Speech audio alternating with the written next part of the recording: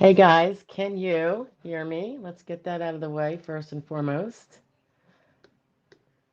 I see Kevin, RD, La Lulu.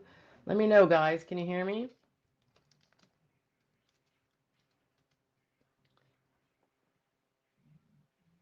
I see Dimple. I don't want to pull Jonathan. Remember he was saying he was on mute for like 20 minutes or something like that. That was pretty funny. Gerald's saying yes, I can hear you. Awesome. Thank you guys. Michelle, same to you. Okay. Um, looks like Kevin Johnson was first in the house. Thanks, Kevin. I love you guys being kind of early, or else I'll be sitting here twiddling my thumbs, right? RD was here, Lalulu, Dimple, Daryl, Michelle, Kevin. Okay. Um, just a real quick go over before we start.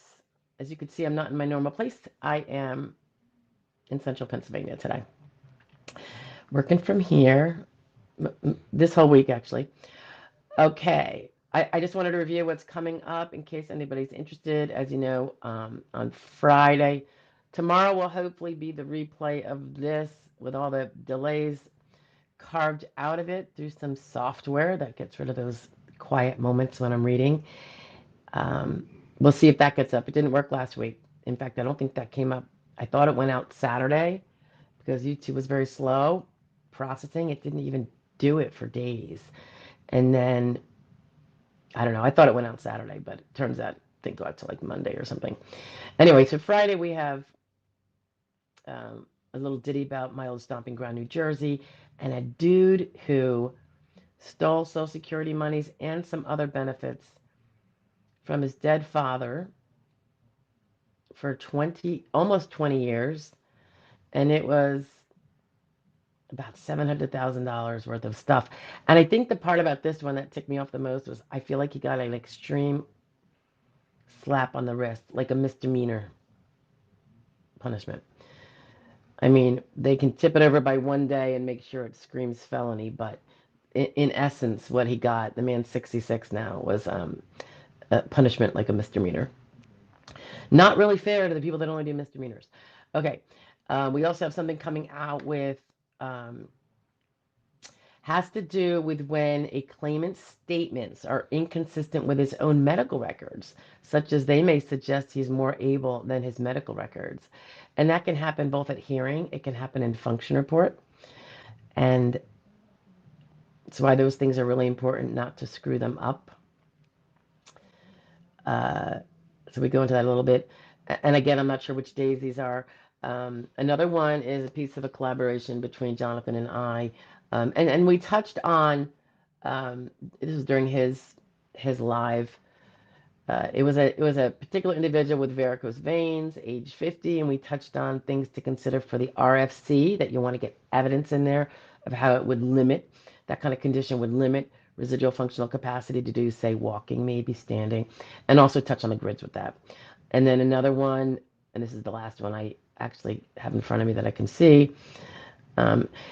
We touch on the issue of earning back some credits, some Social Security credits to get SSD when they have scrolled off your board, since that is a moving window of when you have to have had your credits earned right behind you when you file for SSD. So we touch on that a little bit. Anywho, all right, let's get back to it. All righty-o. So does anybody have any good questions? I see Kevin's in Tennessee, and he's still waiting for his ALJ hearing. Okay, I know that's can be a long wait, and it's sometimes frustrating to really wait, right, Kevin? RD is from California, and RD knows he or she got the denial notification in late August, looks like 8/27, and as of today, RD hasn't received the hard copy denial letter via snail mail. Is this typical? It's not typical, I mean, like you said, they even said within 14 days. U.S. mail is a problem. Can you get that RD on your SSA.gov site, or is that not available to claimants yet?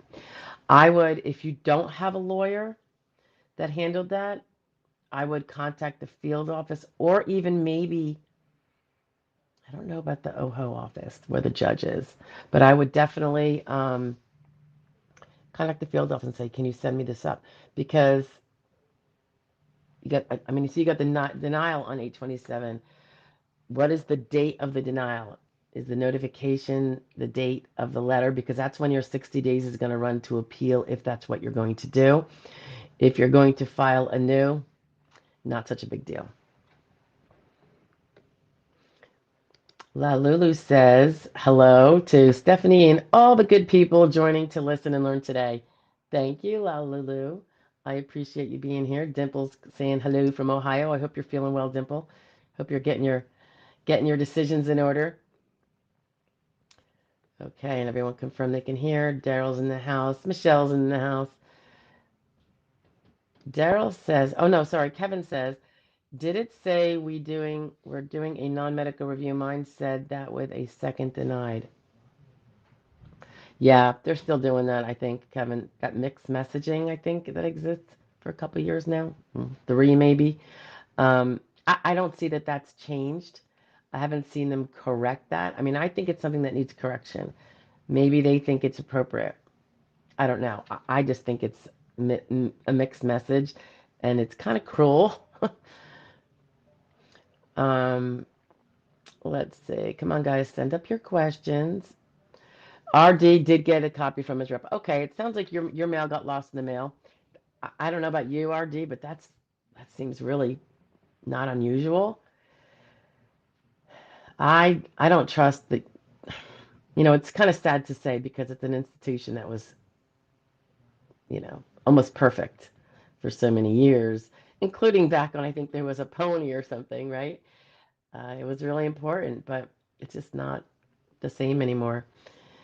Which is weird because you would almost think, well, there's less volume. You think they could get a better grip on it. I mean, because with everybody paying bills online through their bank, they don't have to mail the checks. You'd think there would be a lot less, you know, mail going through that would, overwhelm the system, but who knows?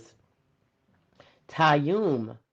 I don't know if I said that right, Tayyum, but that's a cute little picture there, I see. Good morning to you, too. Kevin says it's true. A non-medical review is in the. Oh no, that's not true. um, People that get awarded but don't know it yet, and this could be after an initial or a recon. They don't know it. They just get the notice that says a decision has been made. We're not telling you what it is, and it is now in non-medical review. And some of those are actually the wins. This is what I was saying before, Kevin. It's happening. They're sending it out to everyone upon which a determination has been made, and people that are paying attention to what we talk about now know that it doesn't mean that you won, even though it should. It doesn't. However, if you did win, you're still going to see that message. Incidentally, I'd gotten an indicator that one of my cases on initial, this is a case where the person moved out of the country. It was a really difficult logistical case because medical records being in a different language and medical systems being differently down there, and the person not having a lot of spare money to go get the treatment. But miracle of miracles, it worked. It was the way it should be when right is coming down. And this, so I think that was the case. I had 2 actually this week on initial, but so far anyway. If I called one and it was a general number. I think I was trying to find out where is the map. I forget what I was calling for. So, and the person who answered the phone, which was not the adjudicator, said, "Oh, let me look it up," and looked it up and said, "Oh, a decision has been made and it went to quality review, and now it's back at the field office on non-medical or something like that. And I'm like, ooh, it went to federal quality review. So a determination was made, went to federal quality review. I have this perception, they haven't screamed it out yet, that when things go to federal quality review, it's because they were an award. The adjudicator decided to award, and they're double checking that that adjudicator followed all the federal rules that that adjudicator, regardless of what state they're working in, has to comply with. But it means that that adjudicator saw our arguments, saw the medical evidence, and agreed in one shape or form. Doesn't tell us what onset date they may have decided. Is it going to be the one that we asserted? Is it going to be a later one? But that was good news. Federal quality review. At that point, I didn't know I didn't know the true final end decision was, but it sounded very hopeful because I heard federal quality review. So I did find out later that it was, or an indicator. I don't have the paperwork yet, that it was in fact awarded. So very psyched. But again, you're going to get that non-medical review, Kevin, even if it's an award.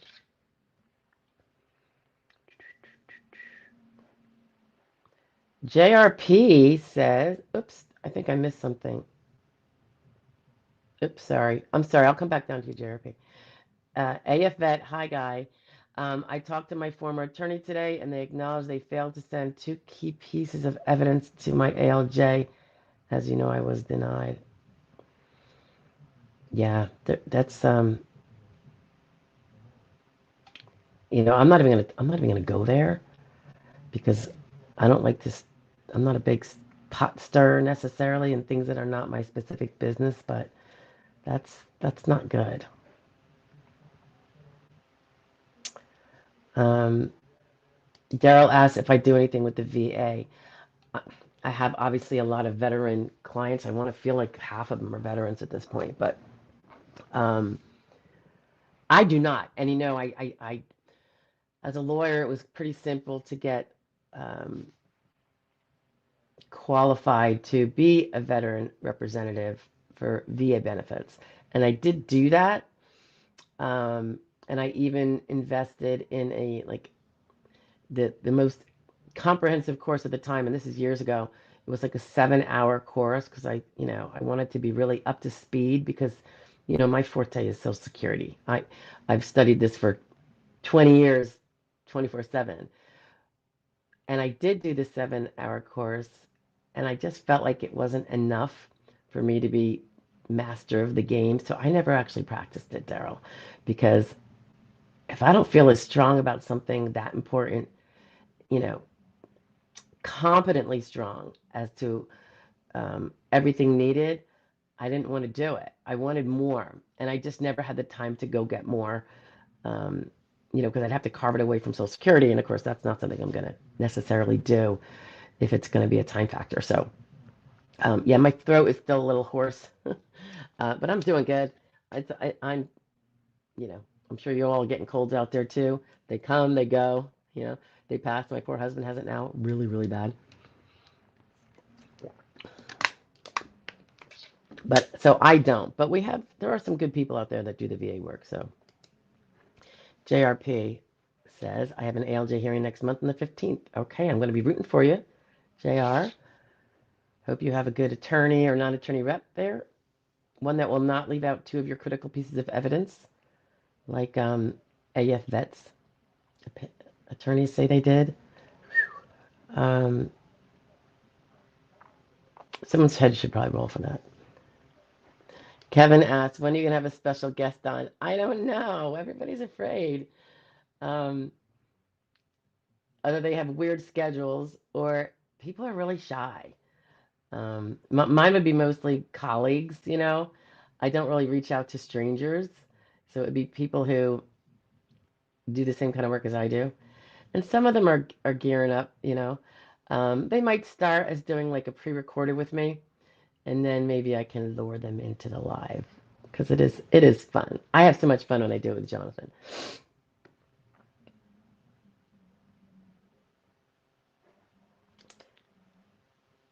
Okay. Tayum says, first time in live chat. I pronounced it. Are you saying I pronounced it well? Thank you. As in ta-ta. So is it Tayum? Is that a yum or a yaum? But in any event, I'm going to say Tayum until you correct me otherwise, okay? Tayum says, question, SSDI and SSI applications travel together. Correct? That's generally correct. When is denial letter sent for SSI occur if approved? Well, they can be different, right? SSI, so it really depends. Remember, SSI, you file for both, and let's say your SSI application shows that you financially don't meet the requirements. They will send out a denial letter on your SSI while your SSDI continues on to the medical workup. And you can appeal that SSI if you're like, no, I really am poor enough. But, I wouldn't appeal it unless I was. I'm trying to think. So SSI denied on financial, SSDI keeps up. Likewise, you file for SSDI and SSI, and they determine that for your alleged onset date, you weren't even insured for SSDI. Your SSDI would be denied, and your SSI would continue on for medical workup. So, if both are not possible, they will continue on with the one and send out the denial. They do it generally when they first know of the reason for the denial. The two I just mentioned on, respectively for each program, those are all non-medical denial reasons because you didn't pass the criteria for that other prong of non-medical, which is the financial. I hope I answered that question.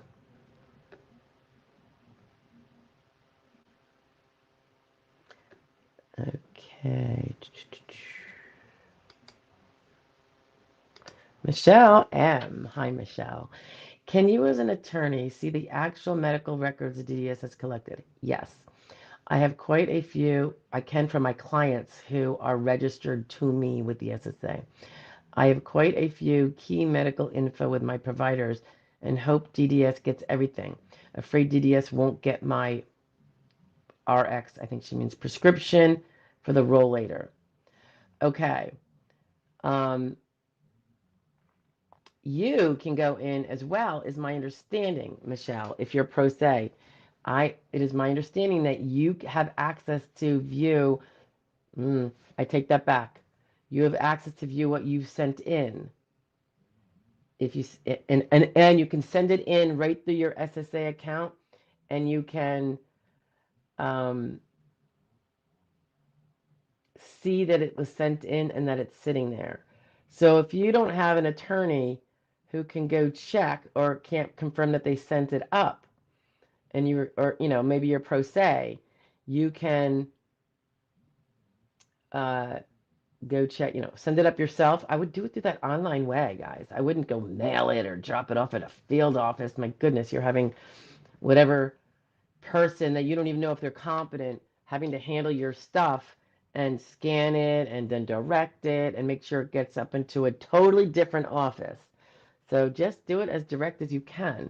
People can do it, I'm guessing, through their phones, And I thank Miss Anna, who I won't say her whole name, but a nice person named Anna who told me that was in fact possible. And I think I just therefore got some of the narrative on that and did a video in the last few weeks on that capability by pro se people. Okay. Michelle, I'm not sure if you can see the whole medical file that the DDAs has. I only know what I believe I know is that you can see what you've uploaded and that it's sitting there. It would be nice if you could see everything. And if anyone ever finds to the contrary to that now they have added it where you could see everything, please let me know. I'd love to share that.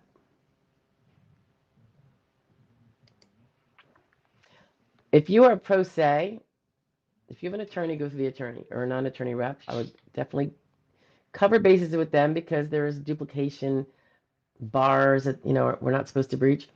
But if you are pro se, Michelle, why not? I mean, I would send up everything I have. Because if they're not showing it to you, you don't know if it's up there unless you are so fortunate as to get the adjudicator on the line and they're willing to spend time with you, parsing out your medical file from their very, very busy schedule. I don't know that they're going to be amenable to that. I'm sure they're extremely busy, um, and don't have the resources to do that. But you know what? Guess what? It's your case. I would not hesitate to send up something unless I had perfect reason to know that it's already up there. Because you're the one that's going to pay the price if it's not. So I don't think you're over the top if you do that.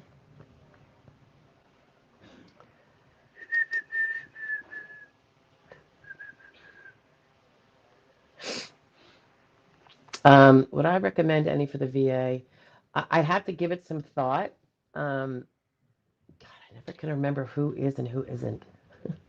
But there's plenty out there that do, VA. If I come up with any, Daryl, I'll put it out there. Okay, maybe I'll post it on the main channel comment area. Tayyum says you pronounce it right the first time, so it's Tayyum. I'm on step 3, and yeah, step 3 is the step. It's where they're working up your file to see if you are medically disabled. The rest of it is some of the questions they ask after they do all the hard work of getting the medicals, having them reviewed, getting your RFC. That's all done in step 3, and getting your work history report and your function report and all that. That is all step 3. SSA website has both applications active. Good. Medical examiner assigned September 11th. Okay, so you're just at the very beginning of step 3. So that's great though. You're not waiting for an adjudicator. That's awesome. Oh, Michelle, you're one of mine? Okay. I didn't know. I didn't know. Okay, Michelle. Michelle D. Gotcha. All right. Yeah, and if you want, I'll go, if we're in there, and I think we are. I think we just got in recently, right? I'll go and see if the roll later is there, whether they have it or we have it. I'll do that today. Because I agree with you. That's really important. I'm sure if we were in, we've already sent it up, unless if we just got up in the last several days where they connected us to see that, I'll just have to go refresh. JR, I have an attorney, but she hasn't asked me for any of my medical records for a while. Does that mean she has all the medical records she needs? There's no such thing as all the medical records we need, in my opinion. We should be having all the medical records that exist, and that is a continuing, moving thing, right? If you stop going to doctors and you don't have any more medical records being born, you're hurting your own case. I don't think you're doing that. So if I were you, and I hope your attorney has a really good, they're not expensive in the scheme of things, case management, client management portal system like we do, because then you can ask and you can report. We have a system where there is a running message thread where a claimant, if they're going to do the job for themselves properly as we guide them to do, will, every time they have a visit, they go into the message thread and do one more message about, here's A through D, who I saw, when I saw them, what I saw them for, that kind of thing.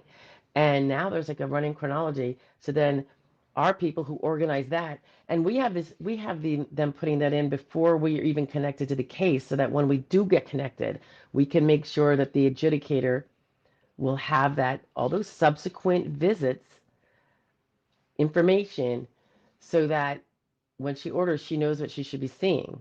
Or if she already ordered, she'll order again and get that updated. So, you know, we collect it all along before we even have the chance to overtly use it with the adjudicator. Hi, Randy. When filling out paperwork for SSD, should we include getting our blood drawn? For instance, you know what? I say no, because those are prescribed by one of the treating doctors. So when he presents his information, Randy, that's going to have all those, the labs have to send it to that doctor. Just like a x-ray place is going to send the x-ray reports to the doctor. So everything comes through your prescribing. The doctor who prescribed that is the one that's going to have the results. So you don't have to put um, uh, diagnostic lab addresses on the doctor page, like those doctor pages and stuff like that.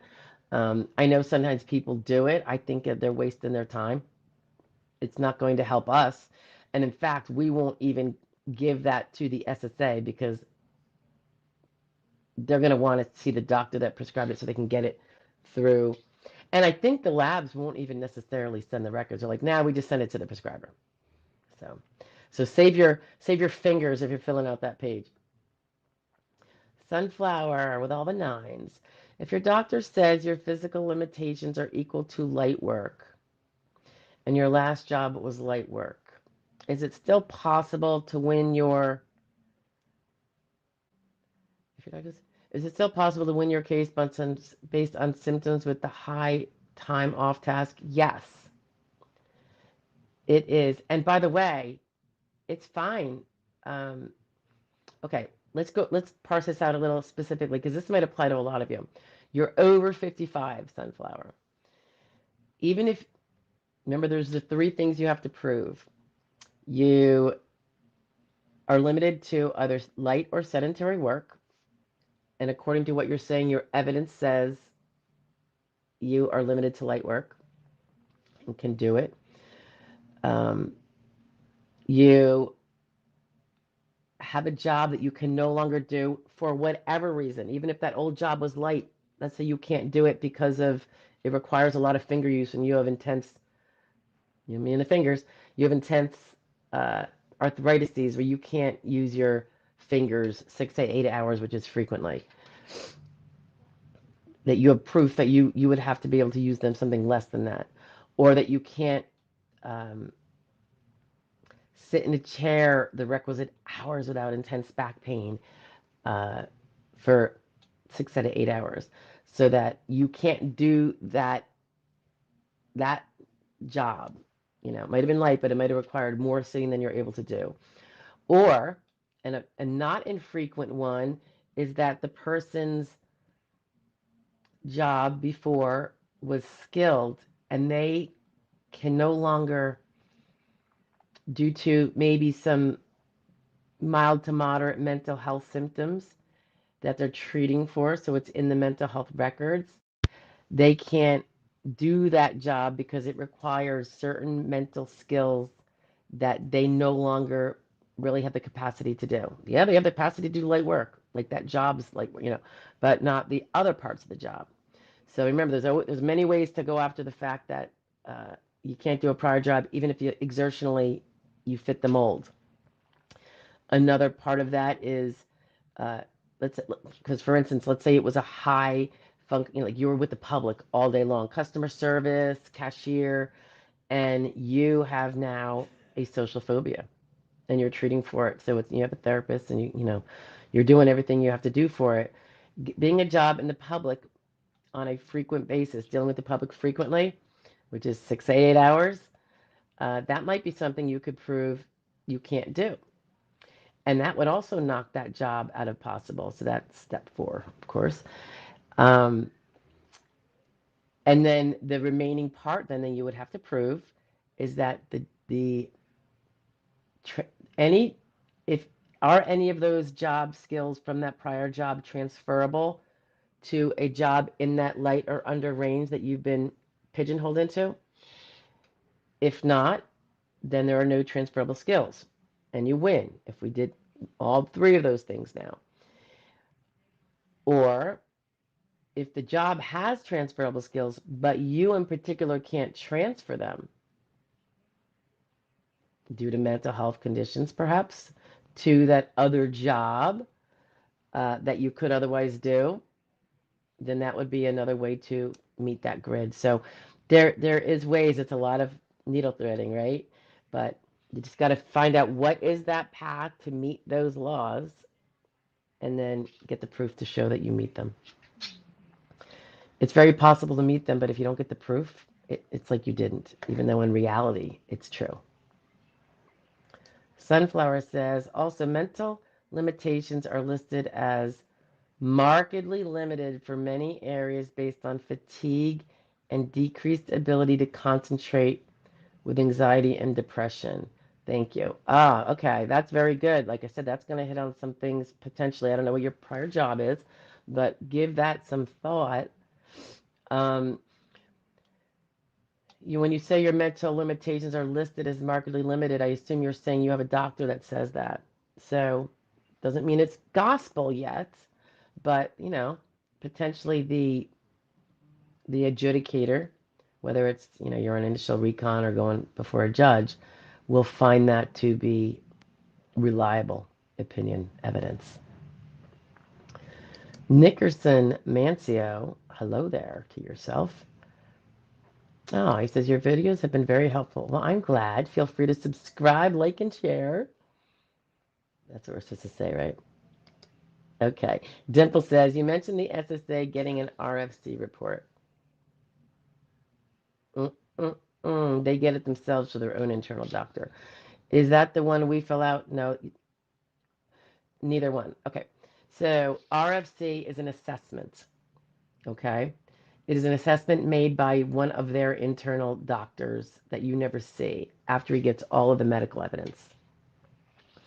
Now, sometimes we try to have another doctor present an opinion on what someone's residual functional capacity is. That would be an MSS, a medical source statement. Sometimes a lot of doctors won't do them, as many of you know. And I'm always giving guidance on trying not to just bull in a china shop, go send them a 10-page generic RFC form from the internet that's going to include things that they know nothing about because they don't treat you for all those different conditions. Um, so, but sometimes if we have a willing doctor and we have a tailored questionnaire, like one page, very tailored, so he's not spending a lot of time, and it definitely goes into what he treats the person for, and we already know what his own medical records say, so that we're hoping that his opinion will be supported by and or support his own medical records. We might ask for a medical source statement of these particular questions, if he's willing, to provide an opinion on certain cherry-picked task abilities to see if there is a very reduced residual functional capacity, in his opinion, to do that particular skill. So can your own doctor be the one to do it? Yes, they're still going to have their doctor do it. They're behind the scenes guy after all the but your doctor could be one piece of that evidence going in addition to his records, that if they contradict or are inconsistent or flat out never even talk about those incapacities or reduced capacities, his own MSS is going to carry very little weight, because if it was like that, why didn't he ever discuss that? Since you were his patient. She goes on to say, while at therapy today, I was wondering about having my therapist to confirm the strength or lack of. I didn't want to ask him about it because not knowing what he would say. I understand. Now, what if you, I don't know if you've seen your therapy notes, but a lot of times they do put strength opinions in there. 4 to 5, lower extremity, left lower extremity, 4 plus out of 5, 3 out of 5. So you might want to, I would say, before you, well, you can always ask verbally, but before you ever ask for something in writing, which now becomes ironclad and part of your medical file, even if it's bad, you could always ask them, say, if you were to give an opinion about the strength of my, if it's your legs, dimple, or, arms, whatever it is, hands, whatever they're therapizing you on, you could always ask them verbally. That's not going to be in any recording, presumably.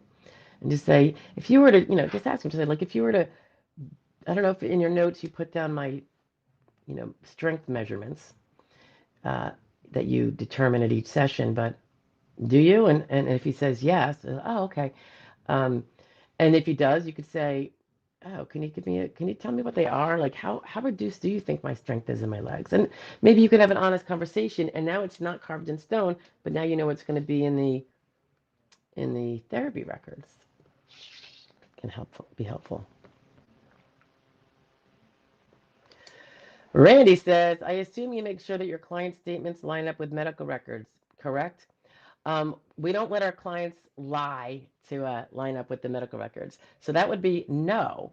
Everyone has to be super honest. However, when it's something like a function report, Randy, or I mean, you'll see all the videos. Like I always say, you don't have to talk to your doctor about if you're going on vacation because everything is going to show up in your medical records. They always seem to put that stuff in there.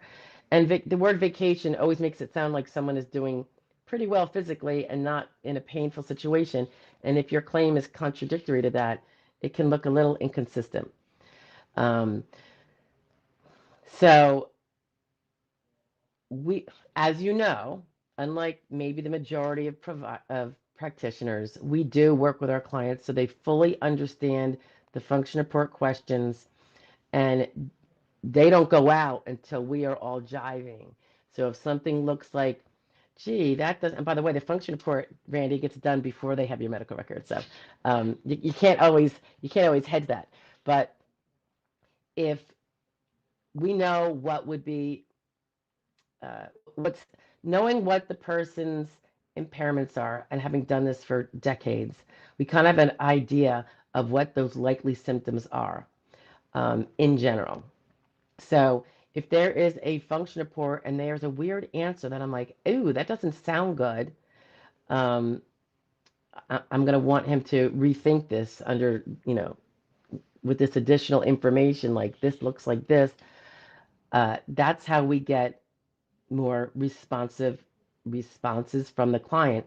And then, of course, as you might know, we actually physically, logistically help them get it put together on paper. A lot of clients can't sit down and write that long or type that long. Things will just never get out. So for that reason, as well as the fact that we're reviewing it answer by answer anyway, you're not aware of this yet, Randy, but we have one of our packets is a it's actually consists one packet is actually 3 packets, 2 of which are to be the data is to be answered by our client, and one of them is activities and symptoms, and it includes many of the questions that are going to be on the later function report, which is one of those statements that is going to go into your case mandatorily um, under S rule, and will eventually be in front of a judge. You have to go in front of a judge. So those questions are all covered in this data packet, and then additional ones because there are so many more facts to one's activities and symptoms that the SSA will not be asking about that we know are really implicating in the disability. So we ask them. So we gather more data from the client about activities and symptoms and such that can be used to help them tailor the answers to their function report, because now that the fact that it exists, because now the question has been asked and answered, it can be incorporated into their question for a more responsive answer to various questions that will show up on the function report. Um, it's also helpful, believe it or not, for the work history report, which is we ask for the job history details, which is very, very similar and not much deviating from what will eventually be the work history report, which is the new version that came out in 2024, which was, I feel like, the first new version in a gazillion years, but a much, much better version. So I'm glad they did it. But yeah, we get all that stuff, and you guys actually never. We logistically put in all the answers for you based on what you have told us to put in, and if any of those are, we have a conversation. So you'll have fun with that. Take it easy on the post office. Oh, I know, right? Oh, it's not the people. It's just that it is. What do you think, Randy? Maybe understaffed? I don't know. Hi, Beth. Wouldn't the blood draws be beneficial to? The blood draws are going to be in the records, Beth. We just don't get them from the labs because they send them to the prescribing doctor. If we did, they would be in duplicate. And yes, for particular, yeah, absolutely, blood draws can be very, very important, particularly the positive ones. So while the medical record is everything, guys, good, bad, and ugly. It's gonna be medical draws that are not indicative of a problem as well as the ones that are. But there's two sources. So you don't go to the diagnostic center when they're already sending it to the treating doctor, which they have to do. But just to finish your question, since I cut it off, wouldn't the blood draws be beneficial to show how much we are attending appointments, aka away from work, if it's being done at a freestanding lab versus doctor's office? It could be. It could be. Of course, lots of labs are open in the evenings and stuff. So them in and of themselves, a lot of times it's the excess appointments that um, can't really be negotiated. It could be dialysis, got that kind of thing. IVIG, that, when there's a nurse that comes to the house during regular working hours, those kind of things. Um, Blood draws, there's weekend hours. I mean, they're all over the place. And so those are not so much the ones that one must necessarily miss work for. I would say never hang one's hat ever. It's not the strongest. It's a crumb. All those things those are smaller crumbs than some of the other bigger crumbs. The garden variety, lab work that everyone gets done. Have you represented any claim related to speech impairment? I, you know, I would say no, although I did have a case once and the person ended up withdrawing. I think they got a job, and it was a really bad speech impairment. Um, a lot of people have speech impairments, Tayyum, but uh, not so bad that they can't communicate one way or the other. It just might not be, what a speech impairment may do. Usually, the ones I've had do not rise to like a listing. They're not, you know, unable to talk at all. They're not, mute or anything like that.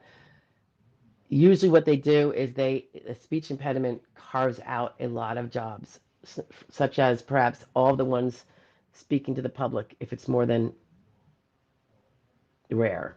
That's a lot of jobs. So you know how we have to carve out, 12,000 jobs out of the basket of jobs that you have to prove that you can't do. Speech impairment will carve out certain ones. So, but it's generally, in my experience, not the only impairment the person has, because by and large they'd probably lose. That's not to say there couldn't be extreme cases. I just haven't had one. Not since that one, which really was extreme. Kevin says, I have been prescribed a walking cane, still need left knee surgery. I hope I win at ALJ hearing. All right, so make sure your prescription for the walking cane is in there. That's not going to eliminate all jobs, but it can, depending on your vocational profile, Kevin, it could be the fork. Could put a fork in it and put you under a grid or what have you if you're of that age. Um, and the proof that you need left knee surgery. Once that gets scheduled, that's particularly helpful. And of course, does it make you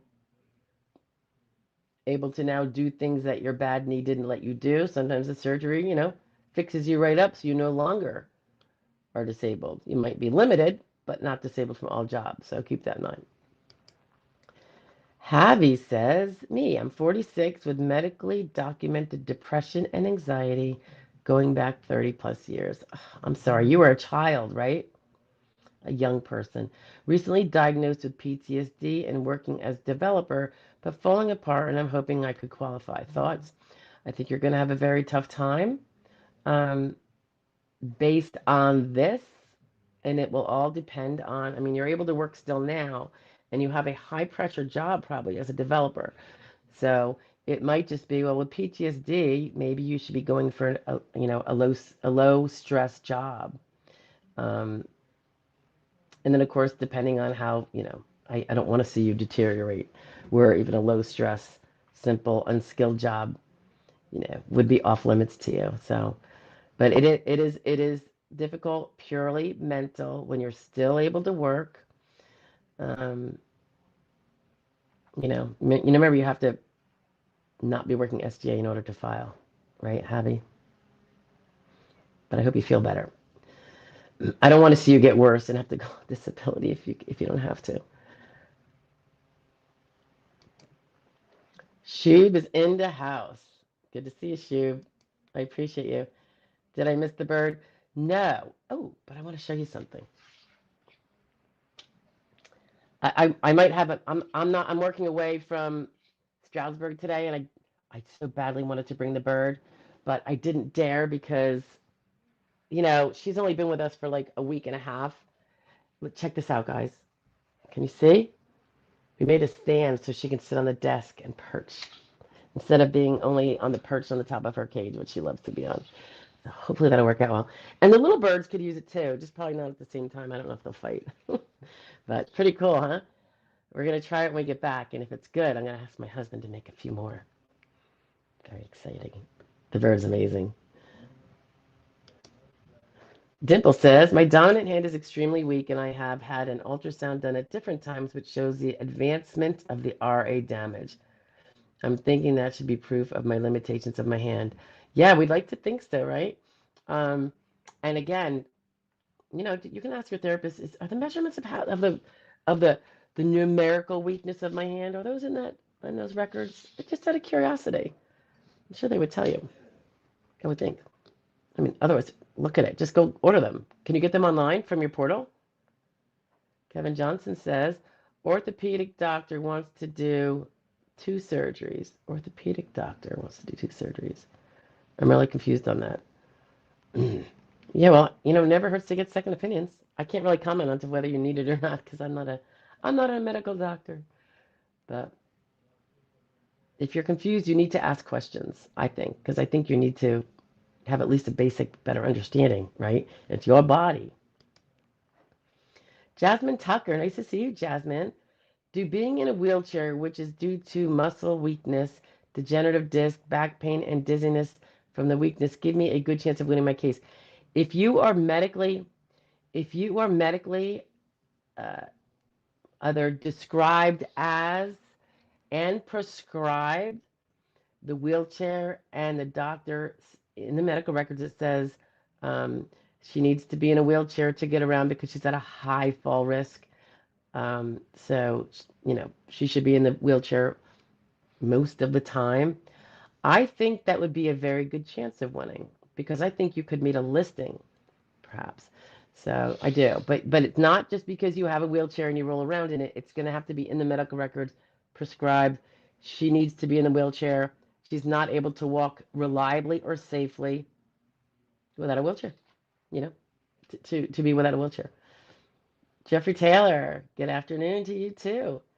She says it's it's Mrs. Joy. Pump the brakes, Jeff. No, no, no, Shub. I go with Ms. In fact, Steph is fine. Mrs. Joy is my mom. Come on now. Do I look 82?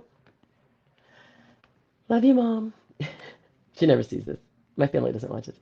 Um, Jessica Johnson says, I'm dealing with physical and mental health. I'm sorry. For both. Abby, you're welcome. Kevin Johnson, 59, be 60 in January. And you have attorney, right, Kevin? I forget what you were saying. Yeah. You need to, I mean, the attorney's going to be for Social Security, not giving you recommendations on surgery.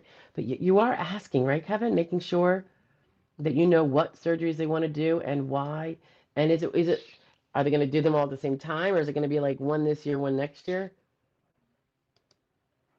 Can you interpret MRI reports?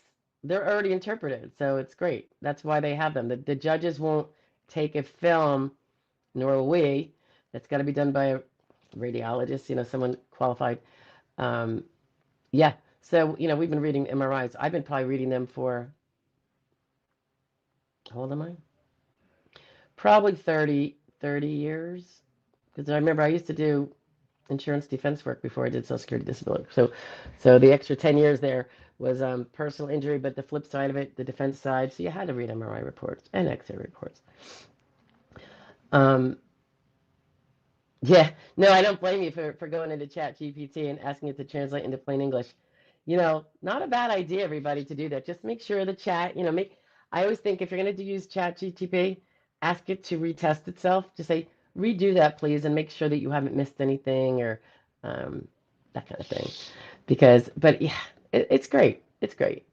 It's great to give you an understanding of the big words if you haven't already been, using them and stuff.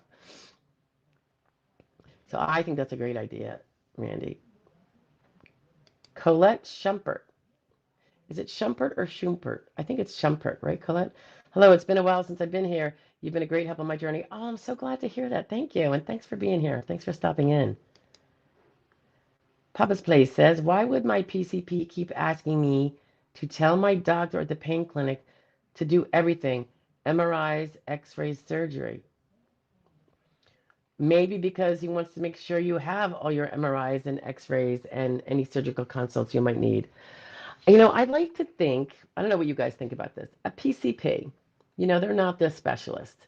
They're, but I think of them as like the home coach, not the specializing coach, not the batting coach, not the third base, you know, um, who sees the whole picture, but is not like, he, I don't want to say he's the jack of all trades, master of none. That's not what I'm saying. But it seems nice if a PCP will be the guidance and say, yeah, you should kind of like a guidance counselor on top of like definitely being the treater for the non-specialized problems that we get. Um, I think that's good. It sounds like he's telling you to, you know, he's sending you a specialist for a reason, you know.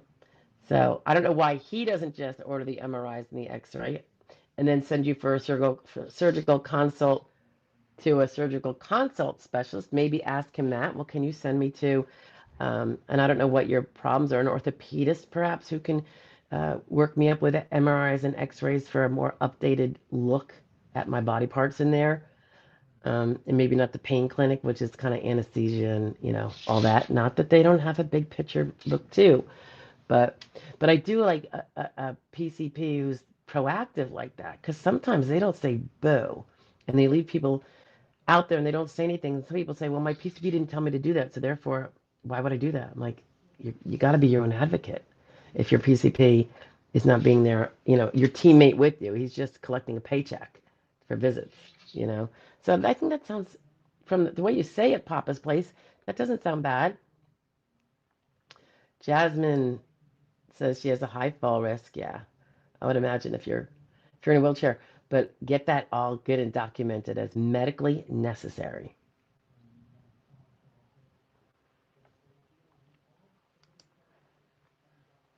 It's in my medical evidence. Well, it depends how it's in your medical evidence. Just to be sure, guys, saying that she uses a wheelchair is making a statement that you use a wheelchair, and no different than if you said it. Because they know that they're just getting it from you. But if it says, I have prescribed her a wheelchair, she now requires a wheelchair because she is at great risk of falling, and she cannot walk far without falling or being overcome with weakness or dizziness, that kind of thing. So how it's said in there can be important. Colette Schumpert says, my contact, the DDB. Okay, so yeah, that's probably another word for the DDS, guys. Disability Determination Bureau is probably what her state calls it. Other ones, it's DDS, Disability Determination Services. It can be a variety of things. Anyway, her contact, which I assume might be your adjudicator, or it might be maybe a assistant helping gather documents, but not the adjudicator, him or herself. Anyway, Colette says that this contact told her she didn't need any more of my health updates that they sent to my filed office and request for some work history. Does that mean they're finished? Well, she says she's got enough. I'd still send them, but that's just me. Um, it depends. Does she have enough because she wants to award you, or does she have enough because she says, I have enough that shows that she's not disabled? So, you know what I'm saying? It's not like they're on your team. They're supposed to be just objective people doing their job, collecting the evidence and making the findings under the law. Um, did you ask her? I'm just curious. They probably won't tell you. But sometimes I put them on the spot anyway and let them say, can't tell you. Jeffrey Taylor says, my recon was received on Friday. Okay. And denied the following Monday. Was told that I could still drive a bus. Reason for denial. I told them I would lose my CDL because I would not pass. All right, well, that's just you saying it. That's not evidence, so that's probably why they had no reason to think that you couldn't do your bus job. It kind of suggests to me, Jeffrey, that if they got your recon on Friday and it was denied on Monday, in your recon, did you say nothing changed and you had no new visits? Because if you had new visits in there, even with the same old doctors, but they're new visits since you applied, they would have to order them. So it makes me think maybe you whizzed through your recon appeal and went, nothing's changed, nothing changed. I'm telling you, I'm disabled. I told you this before. End of story. I'm out of here. And they're like, okay, because they already decided what your other stuff says. So this is your opportunity. It was your opportunity to present them new and improved material. Now you're heading to hearing if you appeal. Shub says, 45 watching and 14 likes. Come on, people. Yeah. Okay. Thank you, Shub. JR says, my neighbor friend has cancer and was denied for SSI, and I thought someone with cancer would automatically. No, a lot of people with cancer can still work, and a lot of them do. In fact, most of them probably do, particularly in the early, in the beginning. They might take some FMLA here and there sometimes, but, to get to their doctor appointments or whatever. But, yeah, most people, that's not true. There's all sorts of cancers, right? Each case has to go on its own facts. And you can't just say I have cancer, therefore I'm disabled, because that's not necessarily true. Like I said, I want to say most of us have had cancer of some sort of another, didn't necessarily disable us. And then, of course, then there are those that do. So those that it does, they've got to just show that. There are some compassionate listings for certain cancers, and that would probably entail certain stage 4 type of things. And the incurables that have a very fast death rate, progression. Justin Yu says, legal assistant in my attorney office, I'm thinking, says I was approved, but they changed my onset date. Well, I'm glad you're approved, Justin. I'm yet to receive approval letter. Is it common for the attorney to know about approval before me? Well, I don't know what level you were approved at. Was this initial or recon? You all should get the letter in the mail. Maybe it got lost and didn't get to you by mail. That would tell you what the onset date is. Now, oh yes, now that we have access since the last few months to see the DDE, disability determination explanation, up in the e-file when a decision has been made. And I will say that is how I found out what the decision was. Remember when I told you that the adjudicator, not the adjudicator, the contact said, oh yeah, a decision was made. It was sent to federal quality review. This was earlier today, guys. And I was like, oh, well, that sounds positive. It went to, FQR, because they only seem to do that when the adjudicator wants to award. But things can be overturned. So I did go into the e-file. That just reminds me. And I looked up, and the DDE was filed in there, and I was able to see that on the transmittal page, it had checked the disabled box. And the dates, which showed me the onset date they found, which was beautiful because it was a couple years old. So that could be how they found out, Justin. So, well, if they did find out the onset date, did your Did the assistant tell you what that onset date was?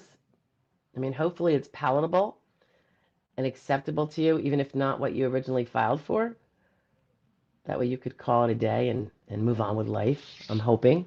Fingers crossed for you, Justin. Jeffrey Taylor says, waiting on the ALJ. My CDL came up for a recertification. I failed the physical due to my condition and not allowed to have CDL. You know, I would get the proof, the medical exam that had you fail the CDL. It will.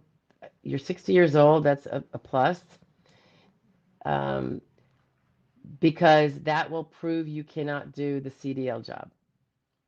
Doesn't prove every other job. However, you've got those grid rules at 60 that it might just all work out, because I do know, Jeffrey, that of the three prongs that you have to prove, and the one is that there's either no transferable skills or you are not capable of transferring them to that physical job you could do. CDL driving jobs, the CDL skills are not transferable. I know that from SSA narrative already. So I think you would have a good chance. And I forget what you said. Oh, you're waiting on the ALJ. You probably, I mean, it sounds pretty potentially good. Particularly if you have, musculoskeletal problems, Jeffrey, not just a, low end, maybe diabetes or cardiac, where you could do light work, just not behind a multi-ton vehicle heading down a highway at 60 miles an hour. Papa's Place is 58 with DDD. That would be degenerative disc disease, severe vertigo, bone spurs on knees and fluid, bad shoulders for years with shots, heavy construction for 40 years, on stage 3 of SSDI claim, on 100% Medicaid, and trying to see I'm just popping down to Papa's second one. I'm not skipping you guys. Trying to see a psychiatrist, but hard to find one locally for anxiety and depression, and prescribed a walker as high fall risk, 5 to 7 year history of doctor visits, and no work for 2 years. As long as those doctor visits keep going, Papa's Place, no work for 2 years. Outlook, thoughts, suggestions. It sounds like it could be very, very favorable, assuming all the things, there's no aberrations in what we're talking about here. You say you're trying to see a psychiatrist, and you haven't been successful. Therefore, it sounds like you're not treating it all mental health. Get a therapist then. Jump to the therapist. They're a dime a dozen. And they are, your PCP can, it's not as strong as a psychiatrist, but you don't need a really huge indicator of mental health, huge problems, just more moderate. So your PCP diagnosing you, prescribing you if you need a prescription, and a therapist for talk therapy, that would be pretty close to gold standard. If you can't get a psychiatrist for the medical, medications management, you don't need to have a psychiatrist, particularly at your vocational profile, Papa's Place. I think you do have a very good shot. So, if everything, as long as everyone's doing their part, in your case, it seems like it should be. Shub says, thank you all for your compassionate and tactful answers to some of these questions. You're a better person than I. I'm working to be more thoughtful, Shub. I've come a long way, Tayyum says, thanks so much, Stephanie. I learned a lot from your vids and a few others on YouTube. Yeah, there's some good ones out there. Wished I knew to search about back in February when I filed online. Yeah, well, you know what? Fingers crossed for you. Hopefully this will all be but a passing challenge, getting through these kind of claims, getting them all done up and get you where you need to go so you can move on with the new normal of having benefits, and taking care of your body and your mind. Colette says, the field office requested that I fill out a work history for self-employment and employment. Yep, the 820 and the 821. Usually that occurs because you're doing some of either one or both of those after your alleged onset date. So it's just, we're starting to actually, we used to not do anything until we got them, but now when the kind of the writing's on the wall that they're going to have this, we've been doing them as part of all that paperwork in the beginning we do with our clients so that, when they get the demand for that, 6 weeks later, they're not, they know that the bulk of their work in terms of that initial reports has been done back when they were calmly doing our intake stuff with all the packets. And then if needed, we obviously review the 820 and 821 and make sure everything is kosher, and we submit. Sometimes if it's not the neatest or there's a lot of, if it's messy, we might type it up for them. But we make sure everything's accurate. And usually those things want to see your pay stubs, which aren't necessarily available when you're self-employed, so that won't be included. But sometimes self-employment includes a 1099. You could include that, but not the pay stubs with the hours. So that's what you want to include in your information that it asks for in those forms. Because remember, self-employed, your hours are important. Too many hours will sink your ship, even if you're under SGA. Colette says the DDB said there was a question as to how much I made while I was self-employed. Yeah, well, there might have been because, and I can't speak specifically to yours, but that's something we always have to kind of send me your tax returns and your Schedule C that you had to file for self-employment, which is a Schedule C. And, that's where you get your net income from self-employment, your NISI. And that's the number that should be what you reported on your taxes, along with all those expenses that you could legitimately write off. Sometimes people just do the whole revenue and they forget to write off stuff. Sometimes they don't want to write it off for one reason or another. I don't think we're required to write off expenses. Jeffrey says, thank you for your replies. That is my pleasure, Jeffrey. Thank you for being here. Papa's Place says, and as a lawyer, I have Atticus. Oh, you're a lawyer too. Awesome. I have Atticus and haven't had one call of advice from them. Just a form filled out at beginning, and I've called twice to get reassurance of certain paperwork. I have learned everything online from videos and lives like yours. Thank you so much, Joy. Oh, you're welcome. Thank you for the kind words. Colette says, did they calculate quarters for the past 10 years or for the last 5 years? Depends what, quarters are always calculated because it's not quarters. It is if someone has earned enough to earn one earnings credit. Earnings credit used to be called a quarterly credit. Now I think they're just called Social Security earnings credits. And there are up to 4 that can be earned in a year. So like if this year an earnings credit cost $1,810, for every $1,810, and there's no fractions, guys, it's got to be the full 1810, one has earned and paid taxes on. So they haven't taken the 1810 they brought in money for and then written off their cell phone and everything else to bring it down to next to nothing. The full 1800 is if that's what you're taxed on, that would be one credit. That's for credits, Colette.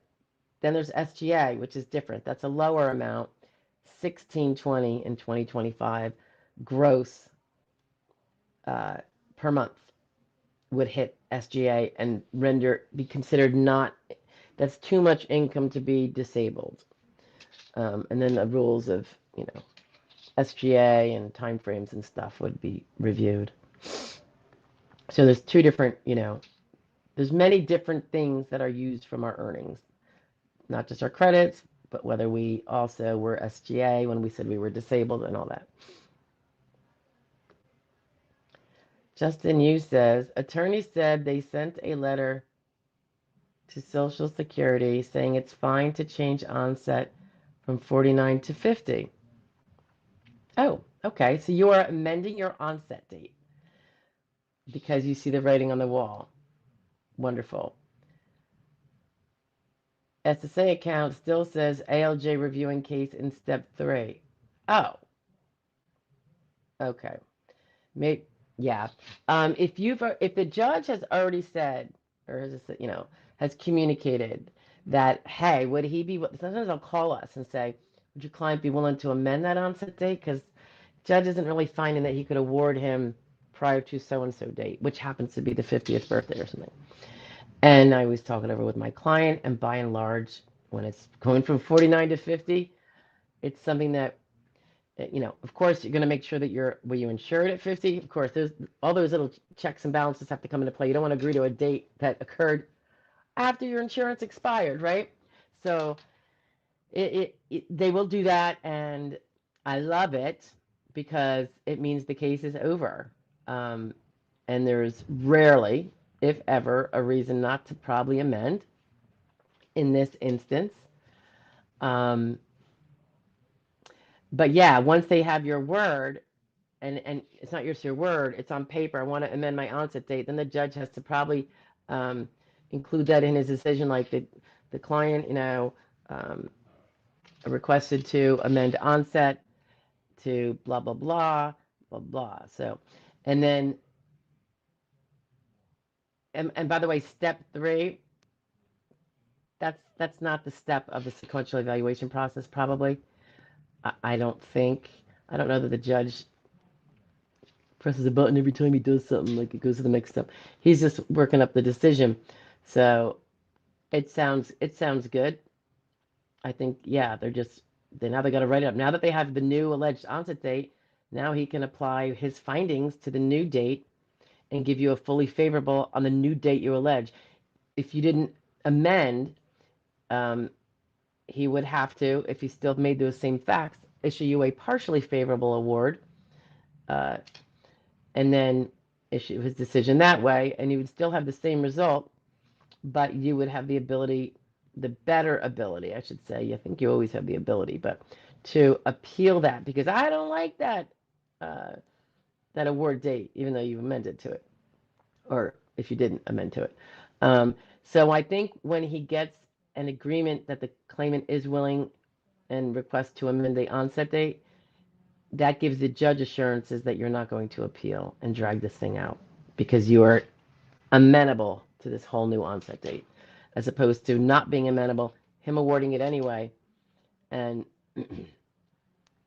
you appealing it because now you lost. Because, I mean, if he didn't award it, or if you awarded the partially favorable and you don't agree with it because you're like, no, I was disabled before then, remember? Well, except not under the rules according to the judge, and he's the one that makes the decision. So it's usually not a bad idea to amend in most situations like that. Ryan Perez. Hi, Ryan. Does the DDS take physical and psychological exam more into consideration than your own medical documents? I think you might be referring to the CE, the consultative exams, Ryan. It's supposed to be a case-by-case basis, Ryan. So there's not a general rule that they take it more. If they just find that your doctors are more credible, less credible, whatever, like, they weigh all the evidence and all that. It can be where they put more weight on it because for whatever reason they didn't think your records, depending on what they say, they may not say anything about how long can you sit, stand, walk. A lot of doctors that treat don't include any kind of descriptions about the limitations the impairments are putting on their very own patient that they're treating the patient for those impairments. It's pretty pathetic. So if the only medical opinion about your capacity is from the CE exam, it may be that the adjudicator is like, well, that's the only opinion we have, and it's a doctor, and this is what he says, and he examined him, and et cetera, et cetera. But, that doctor is going to have an opinion, but he's not the one that actually makes the RFC assessment either that holds the water in your case. That is that medical expert that doesn't examine you, but looks at the CE reports, look at all your doctor's reports, and then he comes up with what he thinks is your remaining functional capacity for all those little variety of things on the mental side and on the physical side. Papa's Place, just for clarification, I'm not a lawyer. Oh, okay, so you're saying your lawyers are atticasts or something like that. I think I've heard of that. Is that like a advocacy group, maybe? Um, or maybe it's a law firm. I don't know. No problems. No problems, Papa's Place. I appreciate the clarification, though. Colette says, thank you for the information. It has been really helpful. Well, I am glad. Everybody, please feel free to like, share, and subscribe, as they say. My Foot Hurt says, how long does it take to get results after ALJ hearing? It'll depend on how long it takes the judge to make the decision, followed by how long it takes the decision writing pool to have a decision writer assigned to write up the judge's decision. And then the letter goes out once he signs it and issues it. And you should get it in the mail. And it should also be in your electronic file if you have a representative who can get in there. You know, usually it takes a month or two, sometimes 3, 4, if things are really bad, longer. Hopefully it'll be quick for you. It's better to just know and make a decision, right? Colette Shumpert says, last question. Can they amend an onset date if it's before the date placed on my application? You mean, can they take an onset date and make it a more remote one? Yeah. And yes, they can. And that's always nice. Like, let's say you just didn't realize that, like some people put the day they quit their part-time job. And it was because of all these terrible problems.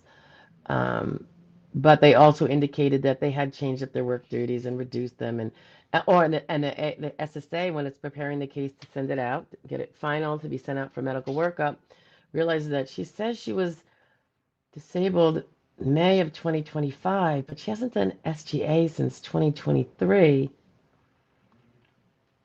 And we got the 820 from her, 821 from her. And on the part that says, did you change any of your duties, due to impairments or anything like that? She said, yes, yes, yes. It's possible that she was impaired 2 years ago, and that's why she reduced down to part-time under SGA, and she could very well be legally disabled back then, but she didn't put that date down because she didn't know. And if they're doing a good job, and sometimes they do, that is what they'll be doing. And that is sometimes the reason for the 820 and the 821 guys. It's not always to try to nail you for going over SGA. It can be because they see that you are on your Social Security earnings statement, you're under SGA, and they want to see if maybe you have an older onset date. It's a very nice thing to do, because it's stepping out there for you. In my paperwork, I see questions about how long did I stoop, kneel, crouch, etc. Randy, you got to tell me what packet are you talking about? I don't think that would be one of ours at this juncture because I don't think you got that one yet. I don't think. Right? So if you're looking at someone else's paperwork and not ours, I can't really speak to it.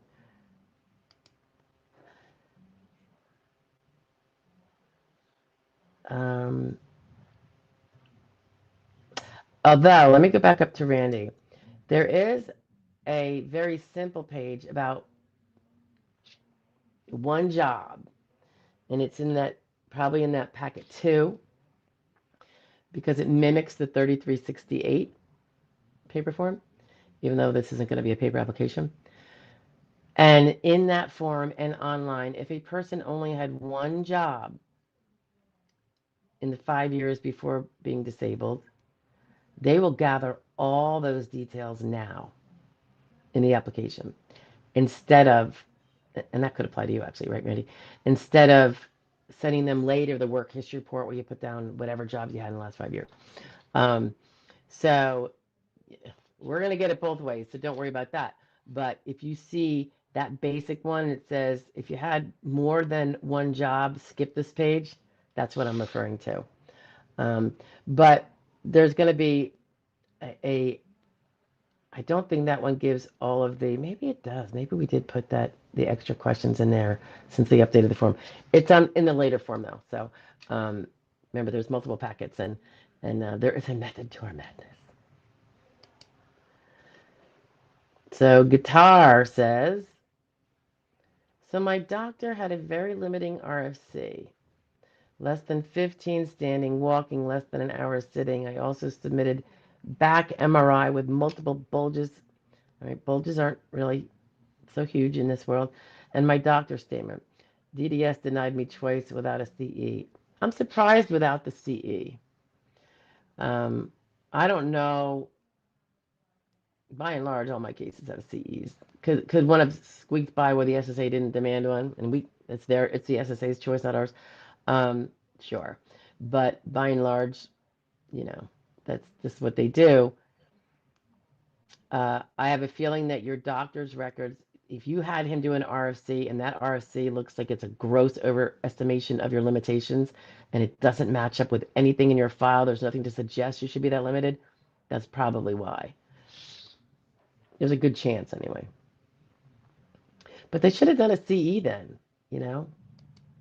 Except if your doctor's records are like showing you fit as a fiddle, and then your doctor does like a Sybil turnaround, personality shift, and then says all these like very limiting things, you know, he might have lost all credibility. That's the danger of asking your doctor for an RFC when you're not truly knowing exactly what it's going to be used for, how it's going to be perceived, and all that, and neither does your doctor. The doctors definitely don't. Papa's Place says, oops, my foot hurt says, okay, mahalo. Mahalo to you too. Papa's Place says, how is it looked upon by the SSD or the SSA working on your SSD claim if you change PCPs, primary care providers, on stage 3 of the SSDI process? I don't think it's a big deal.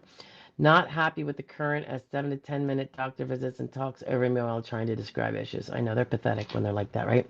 I don't think it's a problem to change primary care providers. I don't know that it's a problem to change any provider to get a better one. I would only say don't burn your bridge with the current one while you still have to see him until you get that next visit lined up and soon. Let's say that the first one you can get with someone else is 5 months away. Stay with this one throughout. No harm, no foul, and it's none of his business that you're leaving him if you can help it. You know, keep it to yourself, and then you just move over. That way, there's no big gap in those records and treatment. Yes, Colette confirms that, yes, that is what I put on the app the last date I worked my part-time job. Yes, so they're looking out for you, Colette. Jasmine Tucker says, shouldn't they take medications? Yes, they do. I'm on like 14 medications, one including methotrexate. A lot of people are. I have a lot of clients with that, which all combined has me loopy during the day. Yes, they do. That's on your, is it the function report where they ask about the side effects? No, that would be either in the application or the appeals as well. Yeah, so when we have medications, by and large, they usually will knock out extremely brainiac jobs, high fast-moving mental jobs, and fast-moving physical jobs. So maybe jobs with pace. They don't necessarily, obviously, knock out all jobs in and of themselves because a lot of people on methotrexate and other things do still work. But it can definitely be seen as a reason why they would say, she's limited to unskilled work at this point. Those medications would really do a number. And it's important that you, when it's asked, in any shape or form, even if not directly, that you mention that my medications contribute. You know, you don't know that they are the sole factor of why one is so fatigued or loopy during the day. It could be because you have crappy sleep at night and don't get enough hours. And that's important too. So I always say, try not to be the diagnosing doctor of, you know, you're not, but just say I have severe loopiness, and I understand that may be contributed significantly by my medications,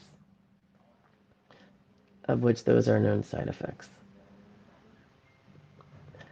Oh, Randy says, don't read my last question. I accidentally sent it before I was finished. Oh, no worries, Randy. I hope I figured it out and answered it. Um, but no worries. And you know how to reach me, Randy. Breach says, hello again from Lancaster, PA. Hey, Breach, we're not so far from one another. I received SSI, SSDI. I just received enrollment Medicare card. Awesome. A and B starting January 26th. I have Medicaid. I'm 58 years old. Any thoughts or videos on Medicare? I try to lay low with that, with the details on things, because that is not what I practice. So you're not going to get some very detailed information from me about Medicare, because I really do focus on the Social Security process. So I know as much there is to know that can be humanly be known by a person that's also practicing it 24/7, and very busy with it. So, but I'm wondering if you're wondering, and I won't have the answer for you, but some people that were on Medicaid are like, now I have a premium and now I'm going to be really strapped because my Social Security disability is not that big. Are you still going to be getting SSI along with the SSDI? Oh, it sounds like you are. So yeah. So you are. That means your SSDI is very low. It's not over the SSI amount, which is why the SSI is pulling up the balance breach. So you might look into, I don't have a link on hand for you, but look into dual eligibility for Medicare and Medicaid, because in some instances, Medicaid will pay your premiums for your Medicare and your deductibles and your copays. And that will leave more of your rather small income in your own hands for your food and your costs of living otherwise. So it leaves more for you to have a better quality of life if you can get into that dual eligibility. And I can't go into any specifics. Another reason why I steer clear is because uh, Medicaid is run by the states. So I'm not adding 50 areas of law to Social Security, but it's all. I always have that. Well, there's that little bit of knowledge is a dangerous thing. I have enough to tell you that you need to look further. You should delve into this area and see what else pops up. Papa's Place says, okay, thank you, Joy. You are welcome. Randy says, I see a question about how long did I crouch, stoop, etc. I don't see anything about twisting. Yeah, they don't notice that they don't put that on there. I sat in a vehicle with lap belt and shoulder belt twisting from left to right for hours a day. Yes. Now keep in mind, in the new work history, one of the questions is, and I love it. It says, why can't you do this job now? And that would be one of you. They give you a little small space. So we have learned the art of abbreviating phrases and getting it all in. But if it's in there's so many areas where these things can be shared, and the twisting one is a really important one. I agree with you, because I think even with regular driving. Now, I know it's more when you're doing a big truck or anything like that. But driving in general, we're all supposed to be able to go like this, right? But yeah, for sure, when you're driving, delivering, and all that stuff, that would be really critical. So.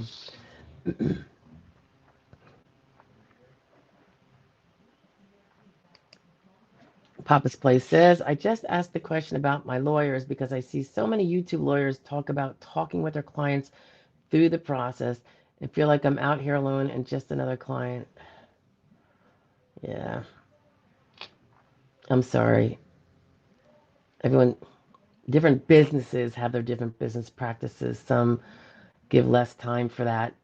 Again, I can't go on and on about how important it is for any practitioner to have a client portal where they can communicate with their clients.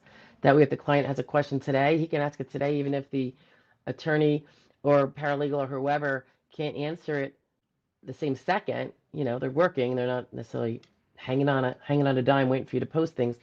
But if they're going through their stuff, they're going to get to it. I mean, during busy times, hearing spells or other busy spells, it might take a few days, but You know, you want that to be in there. I know in my most ideal times, I'm like, we should have a response within 48 hours, you know, 2 business days. Um, like during when things are, you know, not in the middle of hearings and stuff like that, sometimes it's usually the same day, but then there's other times where it's like, oh my goodness, it's like a load of documents came in and you know, it might be a few days, but but I think my clients always know they're going to hear from me. And if they don't, they go, "Hey, you live?" You know, they have the power to do that. They also have the power to text the portal texting feature too from their phone, so they don't have to log in if they don't want to just send over a quickie like that. All right. Looks like we're good, guys. We've been going an hour and a half. Does anybody have any other questions? Anything I can answer? Let me know. I'll give you a minute.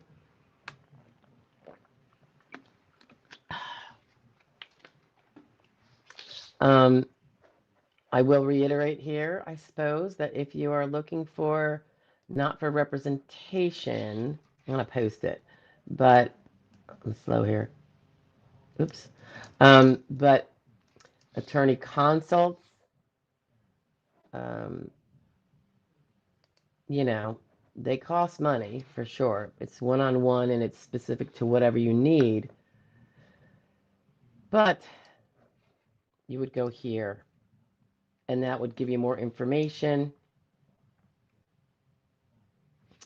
And if it's just to have somebody look to see if, you know, we did have an opening for your particular category at this particular time for representation of a current or soon to be medical battle to prove disability, that would be the second one.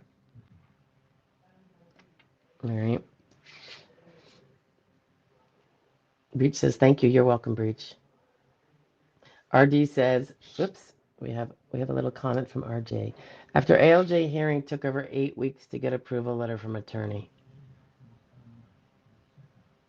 Because you never received it, right? You said? I'm trying to remember what you said.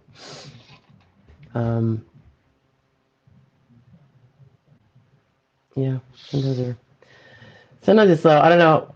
You know, we usually just, you know, hey, got, you know, we don't have the paperwork yet, but looks like it's clinched, you know, that kind of thing. And then like, just wait, we got to get the paperwork.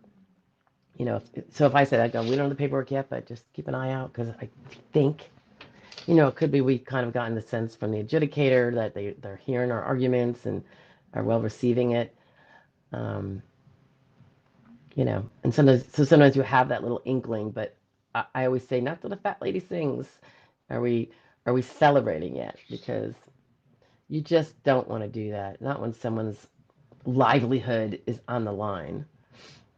Papa's Place says, thank you so much, Joy. We appreciate your passing of knowledge and wisdom. It's very concerning being a new process for most of us.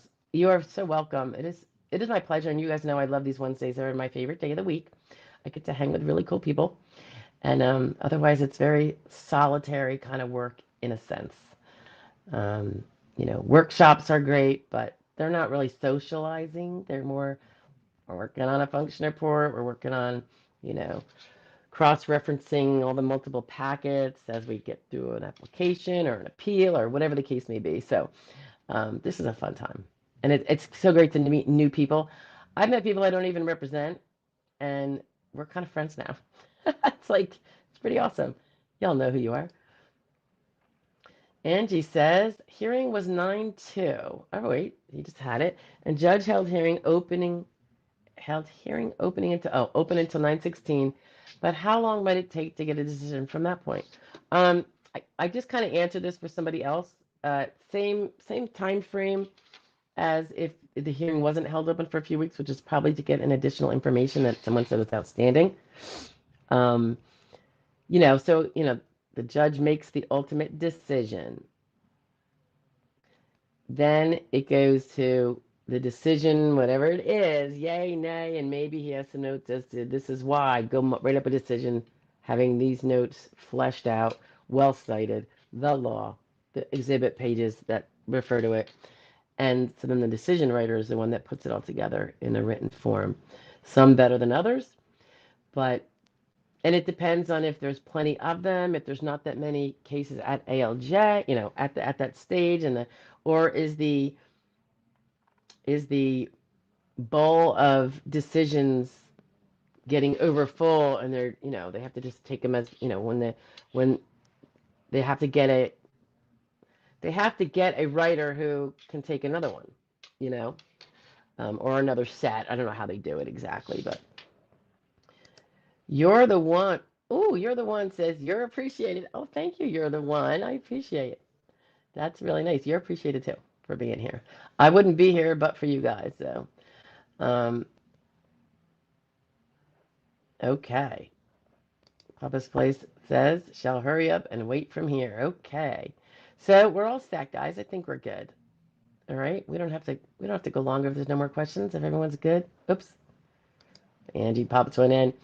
Is more hypotheticals better than less hypotheticals? Oh my gosh. Um, that is such a good question. If there's one question and there's no jobs, that Angie is probably the best situation. There's got to be no jobs with the hypothetical as laid out by the judge, not the supplement ones and he adds in off task and all that. Um, I had a judge once who did 7 hypotheticals and then denied my guy. I didn't expect it. We did appeals counsel appeal, and we did get it completely reversed, not just a remand, but that was because the facts that the judge found at that point now would have him grid out without changing any of the findings of the judge, because the grids are the law. They're not. Um, you would have thought the judge maybe would have applied them since he was close to that age at the time, but he didn't. And maybe he couldn't. I mean, I don't really follow the strictures of when they can, should, would, until I have to. But that was seven hypotheticals and a denial. But I've seen many hypotheticals and an award, so I just like to see one hypothetical with no jobs. It's almost wrapped up in a bow. Anyway, all right, guys. I hope that's it. I hope you have a great week. Everyone be safe. Take care of your cases. Treat. If you have an open claim or if you're soon to have one, and if you've already prevailed, always remember that you have a CDR coming up, so don't forget to keep at least that minimal reasonable treatment with all those different body parts in order and current.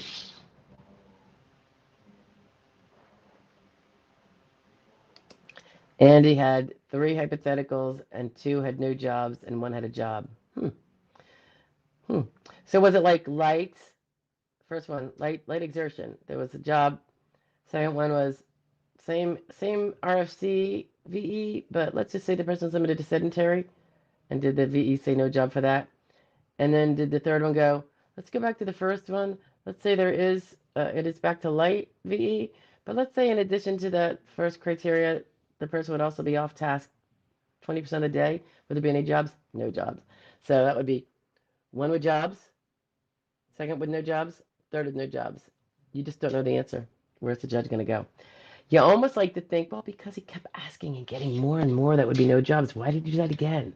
You know, but in my opinion, can't quantify it that way.